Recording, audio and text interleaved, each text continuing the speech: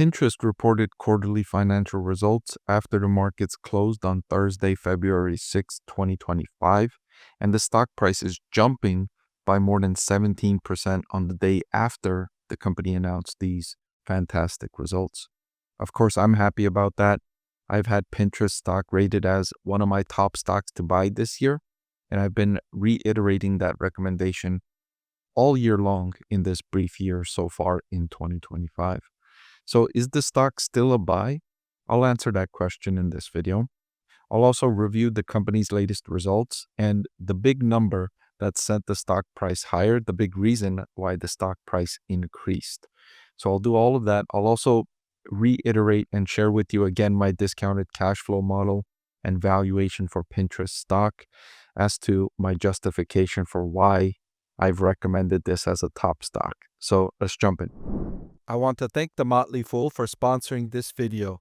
Visit fool.com/Parkev for the 10 best stocks to buy now.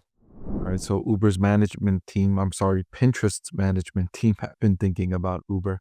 Pinterest's management team said people are coming to Pinterest more often. The platform has never been more actionable, and our lower funnel focus is driving results for users and advertisers.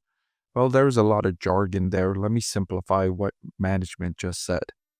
What management is basically saying is that advertisers like Pinterest because the people that go onto Pinterest, they are looking for something to buy in most cases, whether it be an outfit idea, whether it be an idea about creating a home office, or the way they are decorating a certain room, whatever the case might be.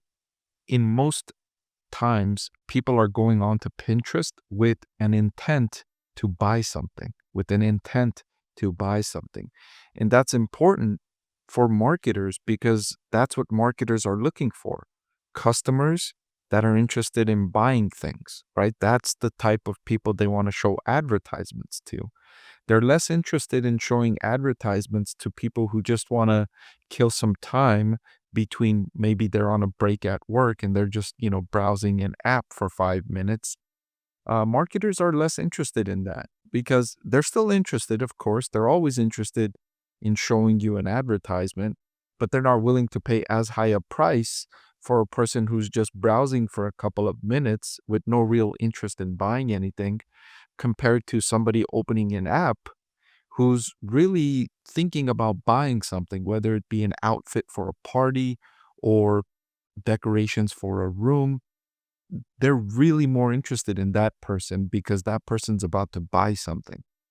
And so they're willing to pay higher prices for those types of users. And that's where Pinterest benefits compared to the other social media apps like Snap and Meta platforms, Instagram, X, etc. All right, so in the 3 months which ended December 31st, 2024, Pinterest reported revenue of $1.154 billion, which was an increase of 18% year over year. For the full year, they reported 19% growth to $3.6 billion. And the company is generating strong cash flow from operations, which declined somewhat in the most recent quarter to $254 million, down from $258 million.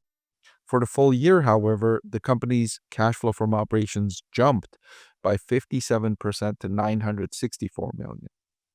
And if you divide the cash flow from operations to revenue for the full year 2024, you'll notice that the company does a great job in turning revenue into cash flow, even at this smaller scale of just $3.6 billion in revenue. A company like Meta Platforms that generated over $200 billion in revenue, its cash flow from operations is at a much larger scale, a higher percentage. It just gives you the potential of what Pinterest can be, even if it never sees the kind of scale that Meta Platform currently sees, which I don't think it'll ever do. Even if it only becomes a fraction of what Meta Platforms is, it can still be very lucrative for long-term investors. Looking ahead, Pinterest forecasting first quarter revenue to be in the range of $837 to $852 million, which would represent 14% growth, with adjusted EBITDA coming in between $155 to $170 million. So solid growth expectations from Pinterest in the quarter ahead. But the thing that really drove Pinterest stock price higher is this one unique metric, and that is monthly active users from the US and Canada. You can see that highlighted in blue here. Pinterest reported 101 million monthly active users from the US and Canada, and that's now several consecutive quarters of growth in this metric for Pinterest. You can see it up from 97 million in the same quarter last year and up 2 million from the previous quarter. The users from the US and Canada are the most valuable users for advertisers because they have the most purchasing power. And so marketers are willing to pay the highest prices for people that visit the app from the US and Canada. And you can see that reflected in the company's average revenue per user numbers. Look at the number from users in US and Canada, $9 average revenue per user, compared to users from Europe, where it was just $1.38, and users from the rest of the world, which was just 19 cents. 19 cents. So it's almost 50 times the value a user from the US and Canada compared to Pinterest users from the rest of the world. And this is similar if you look at Snap or Meta platforms or Reddit or other social media companies. They generate the most revenue per user from people in the US and Canada. So that's the primary target for companies like Pinterest, and they reported excellent growth in the most recent quarter and in the most recent 4 quarters. They've reaccelerated growth in this metric that had been flat for some time. And so that's primarily what has investors excited about Pinterest stock. It's now trading at a forward price to earnings of 18. And if you look at my discounted cash flow model, Pinterest stock, I have the intrinsic value per share at $70. Its current market price, even after the jump, is $39. So there's considerable upside remaining for Pinterest stock.